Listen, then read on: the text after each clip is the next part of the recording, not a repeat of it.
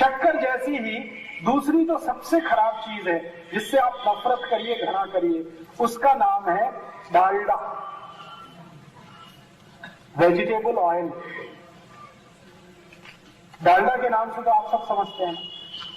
डालडा से नफरत करिए, इतनी नफरत करिए कि उसको छूने का भी नहीं, बहुत ही खराब। ये दो चीजें, शुगर माने चीनी और डालडा, अगर आपके स्वयं पाक घर से निकल जाएं तो 148 बीमारियां जिंदगी में कभी नहीं आए। तो आप बोलेंगे जी डालडा की जगह क्या उपयोग करें? तेल वापरिए। और तेल कौन सा? जैसे शेंगा का, मूंगफली का तेल, तिल का तेल। तिल का तेल, मूंगफली का तेल आपके लिए सबसे अच्छा है जिस क्षेत्र में आप रहते हैं। अगर आप चाहें तो सरसों का तेल भी खा सकते हैं, राई का तेल भी उपयोग कर सकते हैं, आप चाहें तो नारियल का। लेकिन आप जहां रहते हैं, इस 40 गांव के आसपास का जो क्षेत्र है, यहाँ के लिए सबसे अच्छा शेंगा तेल ही है और तिल का तेल। सोयाबीन बिल्कुल नहीं, गलती से भी नहीं। अच्छा, मैं आपसे एक प्रश्न पूछ लूं, भगवान को पूजा करते हैं तो उसमें बहुत सारी दाल रखते हैं, पूजा में रखते हैं, तुअर की दाल रखते हैं, मूंग की दाल रखते हैं, मसूर की दाल रखते हैं, सोयाबीन की रखते हैं। भगवान को पूजा करते समय कभी सोयाबीन की दाल रखी देखिए? क्यों? सोयाबीन भी दाल है। चने की दाल रखते हैं, मूंग की दाल रखते हैं, उड़द की दाल रखते हैं, तुअर की दाल रखते हैं, मोठ की दाल रखते हैं। सोयाबीन की दाल कभी देखिए भगवान के सामने रखी हुई पूजा करने की? नहीं। जो भगवान को अर्पण नहीं कर सकते वो आप कैसे खा सकते? सोयाबीन की गलती से भी ना दाल खाइए ना तेल खाइए।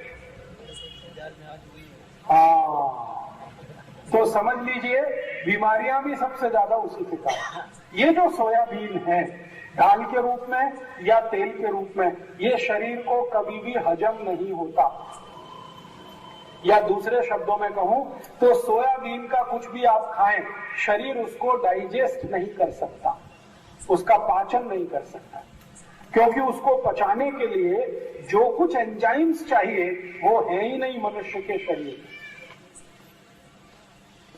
तो आप बोलेंगे फिर ये किसके लिए है? सोयाबीन को पचाने की ताकत सिर्फ डूकर में है और किसी में। डूकर के पोट में एक एंजाइम बनता है, वो सोयाबीन को पचा सकता है, बाकी किसी के भी शरीर में वो एंजाइम नहीं है जो सोयाबीन को पचा सके। आप कहेंगे सोयाबीन में तो प्रोटीन है। हाँ प्रोटीन है, लेकिन प्रोटीन को डाइजेस्ट करना पड़ेगा, उसके लिए जो एंजाइम चाहिए वो पोट में है ही नहीं। इसलिए मनुष्यों को सोयाबीन का तेल, सोयाबीन की दाल, सोयाबीन का कुछ भी, सोयाबीन का अगर वो आता है ना दूध आजकल आने लगा, ये सब निषिद्ध है आपके लिए। आप कभी मत खाना है, कितना भी सस्ता मिले कभी मत खाना, और कितना भी महंगा मिले तेल खाना, मूंगफली का हो, तिल का हो, सूरजमुखी का हो। नहीं तो मैंने आपको कहा एक तेल आता है सरसों का, सरसों का तेल इधर चलता, राई का तेल जिसको कहते, नहीं चलता तो छोड़ दो, जो आपके यहाँ चलता वही लो, लेकिन शुद्ध तेल खाना। ये वेजिटेबल ऑयल भी है ना, ये भी तो तेल ही है ना, ये नहीं खाना था।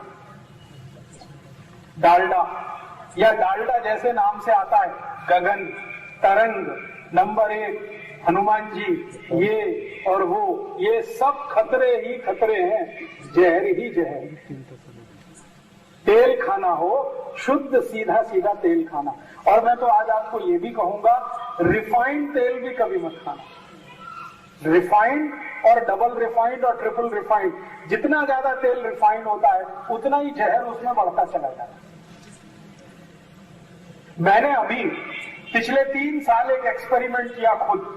मेरे पास 100 से ज्यादा ऐसे पेशेंट हैं जिनको डायबिटीज और डायबिटीज के साथ ब्लड प्रेशर और ब्लड प्रेशर के साथ गुर्दे दुखना, ऐसी 4-5 बीमारियां एक साथ हैं, एक ही शरीर में 4-4, 5-5 बीमारियां।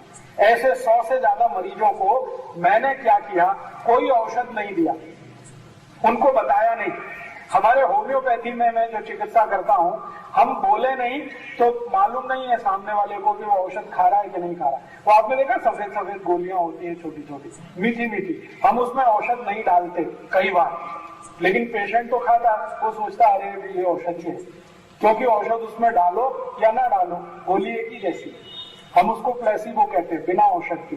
तो मैंने 100 से ज्यादा पेशेंट को कहा कि तुमको तो यही खाना है, तो उनको लगा कि ये औषध है। और मैंने पथ्य में उनको कहा कि चीनी बंद, आज से शुगर बंद, गुड़ खाओ, जितना खाना है गुड़ खाओ, जितना खाना है काकवी खाओ, और वेजिटेबल ऑयल नहीं खाएंगे, डालडा नहीं खाएंगे, अमृत घी नहीं खाएंगे, कोई नहीं, और डबल रिफाइंड नहीं, ट्रिपल रिफाइंड नहीं, शुद्ध घानी का निकला हुआ तेल और शुद्ध गुड़, ये 2 चीजें उनके जीवन में लाई और 2 चीजें हटाई। आपको सुन के आश्चर्य होगा, 8 महीने से मैं उनके ऊपर ये प्रयोग कर रहा हूं, एक एक की बीमारी ठीक हो रही है। डायबिटीज उनकी नॉर्मल हो रही है, अर्थराइटिस बिना दवा दिए ठीक हो रही है, अनिद्रा की बीमारी बिल्कुल ठीक हो गई है, गैस बनना बिल्कुल बंद हो गई है, एसिडिटी बिल्कुल चली गई है, मोटापा कम हो रहा है, सब बीमारियां बिना औषध ठीक हो रही। लेकिन वो पेशेंट नहीं जानते, मैं जानता हूं। पेशेंट क्या सोचते, ओ राजीव भाई की औषध बड़ी मात्र से। तो आपके स्वयं पाक घर से जो निकालने की चीज है वो एक तो शक्कर है, चीनी, और दूसरा है डालडा, घी। इन दोनों को जितनी नफरत कर सके उतनी करिए। और प्रेम करना है, मोहब्बत करनी है तो गुड़ के साथ करिए, काकवी के साथ करिए। और प्रेम करना है, मोहब्बत करनी है तो शुद्ध तेल के साथ करिए, जो घानी से निकल के आपके घर में आता है। शुद्ध तेल जितना भी खाएंगे कोई परवाह मत करिए, बिल्कुल हृदय घात की चिंता मत करिए। बहुत बार डॉक्टर आपको बोलते हैं ना, तेल मत खाओ, घी मत खाओ, नहीं तो हार्ट अटैक आ जाएगा। ऐसे सभी डॉक्टर के साथ में चैलेंज करके शास्त्रार्थ करना चाहता हूं। तेल और घी शरीर के लिए उतना ही आवश्यक है जितना आपके शरीर के लिए पानी। अगर तेल घी नहीं होगा शरीर में, आपका शरीर नहीं चलेगा। आप जानते हैं ये आपके घुटने चलते हैं, कमर आप नीचे ऊपर होते हैं, सवेरे से शाम तक कितनी बार आप बैंड करते हैं फिर भी ये काम करती है, कितना किलोमीटर चलते हैं फिर भी ये काम करते हैं। ये सब तेल और घी का ही प्रताप है। तेल भी चाहिए शरीर को, घी भी चाहिए, लेकिन कौन सा तेल और कौन सा घी, ये महत्व की बात है। फैट्स चाहिए, बिना फैट्स के जिंदगी चलेगी नहीं, लेकिन अच्छा वाला फैट चाहिए, जिसको सरल भाषा में कहूं गुड फैट्स चाहिए। और ज्यादा अच्छी भाषा में कहूं, परिष्कृत भाषा में कहूं तो आपके शरीर को हाई डेंसिटी लिपोप्रोटीन जरूर चाहिए, HDL। और जो नहीं चाहिए वो LDL और VLDL, very low density lipoprotein, ये भी फैट का एक स्वरूप है, और LDL लो डेंसिटी लिपोप्रोटीन, ये भी फैट का एक स्वरूप है। तो LDL VLDL तो नहीं चाहिए, HDL चाहिए, बिना उसके शरीर चलेगा नहीं। और HDL सबसे ज्यादा मिलता है वो शुद्ध तेल में ही मिलता है। शुद्ध तेल माने जो घानी से निकलकर सीधे घर में आया वो तेल। आप कहेंगे जी उसमें बास आती है, वो बास ही तो उसकी प्रोटीन है। फिर आप कहेंगे वो दिखने में अच्छा नहीं लगता, उसका कलर ही प्रोटीन है। अगर तेल का कलर निकाल दिया तो तेल का सत्यानाश कर दिया आपने, उसकी बास निकाल दी तो तेल सवा सत्यानाश हो गया।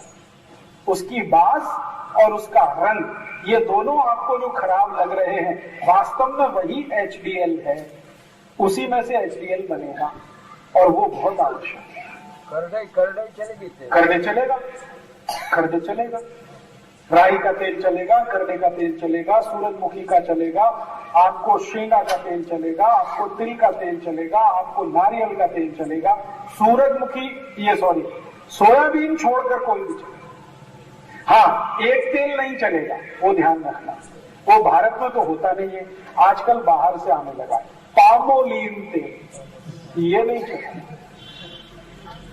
ये पामोलिन तो बहुत ही खराब है, खराब से भी ज्यादा खराब, डालडा से भी ज्यादा खराब है पामोलिन।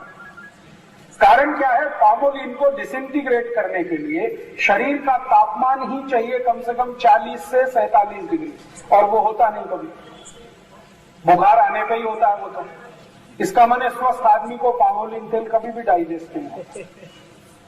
तो अब आप एक जिंदगी का नियम बना लीजिए, किसी भी होटल में खाना खाने जाएं, वैसे तो ना जाएं तो बहुत अच्छा है, लेकिन खाना खाने जाएं तो सबसे पहला सवाल पूछिए किस तेल में खाना बनाया, तो कहेगा डालडा में, तो नमस्ते जी नहीं खाते। तो फिर कहेगा नहीं जी मैंने तो पामोलिन में बनाया, तो डबल नमस्ते, और भी नहीं खाते। तो फिर कहेगा मैंने रिफाइंड में बनाया है, डबल रिफाइंड में, तो और 3 नमस्ते। तो फिर कहेगा फिर कौन सा खाना आप खाते, तो उससे पूछो करडी के तेल में बनाया, शेंगा के तेल में बनाया, तिल के तेल में बनाया, राई के तेल में बनाया, तो खाएंगे। ये पामोलिन के तेल में नहीं खाएंगे, डबल रिफाइंड में तो गलती से भी नहीं खाएंगे। आप अगर फरसान भी खरीदते हैं ना बाजार से, उससे भी पूछ लीजिए कौन से तेल में बनाया, तो ये पूछ कर ही खरीदिए। और अगर आपको ज्यादा चिटचिट झंझट लगता है तो घर में खुद बना लीजिए, फरसान बाजार से क्या लाना, उतना तो हम कर ही सकते हैं। तो ये सूत्र, आखिरी सूत्र से फिर मैं उल्टा चलता हूं, पीछे तक आता हूं। आखिरी सूत्र ये है कि अपने रसोई घर में से 2 चीजों को निकाल के बाहर करिए, एक तो शुगर, चीनी, शक्कर, और दूसरा ये डबल रिफाइंड तेल, ट्रिपल रिफाइंड तेल, डालडा, वनस्पति घी, वेजिटेबल ऑयल, ये दोनों बाहर करिए। अंदर क्या लाना है, स्वयं पाक घर में लाना है गुड़ या तो काकवी, और तेल के रूप में तो जो भी शुद्ध तेल आपके आसपास निकलता है उसको, ये दोनों घर में लाना है, और ये 2 बाहर से है। भोजन में इसका कल से ही अगर करेंगे तो बहुत अच्छा लाभ मिलेगा आपको। आप में से किसी को भी अगर डायबिटीज है, किसी को भी गुर्दे दुख रहे हैं, किसी को भी कमर दुख रही है, ये कल से ही शुरू कर दीजिए। शक्कर बंद, गुड़ चालू, शक्कर बंद, काकवी शुरू, और ये रिफाइंड तेल बंद, शुद्ध तेल शुरू। मैं 15 दिन की आपको गारंटी दे रहा हूँ, 15 से ज्यादा दिन नहीं लगेंगे। 15 दिन के बाद आप अपनी शुगर टेस्ट कराना, पहले से ज्यादा बेहतर स्थिति होगी। और 2 महीने बाद कराएंगे तो शुगर हो सकता है नॉर्मल ही हो जाए, बिना इंसुलिन के, बिना औषधि के। ये गुर्दे दुखना अपने आप बंद हो जाएगा, कमर दुखना अपने आप बंद हो जाएगा, पेट में एसिडिटी अपने आप खत्म हो जाएगी, ये चला ही जाएगा। शरीर आपका पहले से बहुत अच्छा हो जाएगा। चाय में भी गुड़ की चाय बनती है कि नहीं, और वो शक्कर से अच्छी होती है, टेस्ट में भी अच्छी है। गुड़ की चाय पीजिए, काकवी की चाय पीजिए, दूध में डालना है तो गुड़ मिलाइए, दूध में मिलानी है तो काकवी मिलाइए, अगर ताक में मिलाना है तो गुड़ मिलाइए, और मिलाना है तो काकवी मिलाइए। शुगर बिल्कुल बंद। बासुंदी भी खानी है तो गुड़ की खाइए, हाँ बासुंदी गुड़ की खाइए। खीर बनानी है तो गुड़ की बनाइए, खीर बनानी है तो काकवी की बनाइए, लड्डू बनाना है तो गुड़ का बनाइए, काकवी का बनाइए। जो मिठाई आपको बनानी है खूब बनाइए, गुड़ की बनाइए। गुड़ आप कितना भी खाएंगे तकलीफ नहीं आएगी। मैं तो सबको बोलता हूं जिनको डायबिटीज है वो भी गुड़ खाए तो तकलीफ नहीं आएगी, क्योंकि गुड़ में जो शुगर है ना वो मोनोसैकेराइड्स फॉर्म में है, और शक्कर जो है वो पॉलीसैकेराइड, दोनों में जमीन आसमान था। इसलिए गुड़ खाइए, काकवी खाइए, कोई तकलीफ। बासुंदी भी खाए गुड़ की, दूध में डालना तो गुड़, दूध में मिलाना तो काकवी। अगर आपको शरबत पीना मान लीजिए तो गुड़ का पीजिए ना, गुड़ का शरबत, क्या बुराई है। नींबू की शिकंजी बनानी है गुड़ में बनाइए, काकवी में बनाइए, शक्कर बिल्कुल बंद कर।